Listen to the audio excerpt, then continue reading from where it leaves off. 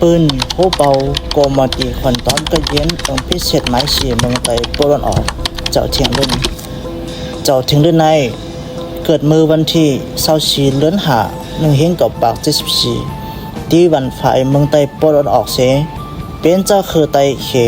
ไหลกว่าคืนเฮนลิกตีเมืองเขเมืองไทยเมืองมันเจมจะไหนอยู่เมื่อปี1999นั้นเขาหับการศึกตับซึกพ่อมโฮมดิโมคราซีเจอคือคนเมืองไต้ปรออกเสียยังไรเขาปังซ้อนเกตาปกกำตีเปียดมาอยู่ยาวมันเจ้าเลยมักมันหับหนักกันฝูอันโหในตับซึกหลายอันมือขิงย้ำนั่นเลยเขาป้าเกลิดลองจับพืชอันใหญ่ลงแหละลองของค้ำอันใหญ่ลงในอ่องเอิงเข้าขาอันไหนหกทบมานั่นอยู่ยาวมือขิงขักการกุ้มกำเกใครนั่นมีต่างจีนเนจังแรงแหละเย็บตัดปุ้ยขาเสเลยทุกเกตาโปเมกุนเมืองทอกขำมาอยู่ยาวถึงมาปี2007เขาหับกันในกรมตีขนต้มกระเย็นจุ่มน้ำในเสยังมักมันเป็นฝูน้ำในลงอยู่ยาวไวเสมักมันเจ้าหับกันในมา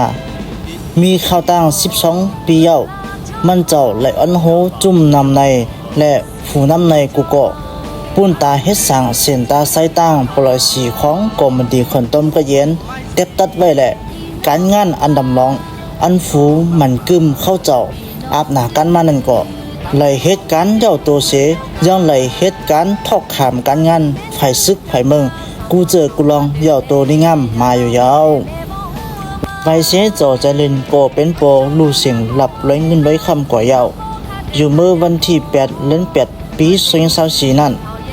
ในกรมตีมันกึมกรมตีขอนต้อมกระเย็นจุ่มน้ำในไหลจัดเฮ็ดปังกลุ่มเสียวในปังกลุ่มก็เตียบตัดออกมาแหละตั้งเสียงก็ไหลสะโพกปันแคบไว้ตั้งเสียงไหลเตียบตัดมักมันพุงอามิงเจ้าถึงลื่นก็เป็นดวงใจเจ้าใจลื่นตั้งตู้โฮเป่ากรมตีขอนต้อมกระเย็นในมักมันทำเป็นโฮเป่ากรมตีขอนต้อมกระเย็นหนาการจัดการอาสังเหมือนเก่าในยาวข้อมูลอิงเอามาในปรับปืนพิเศษไม้สี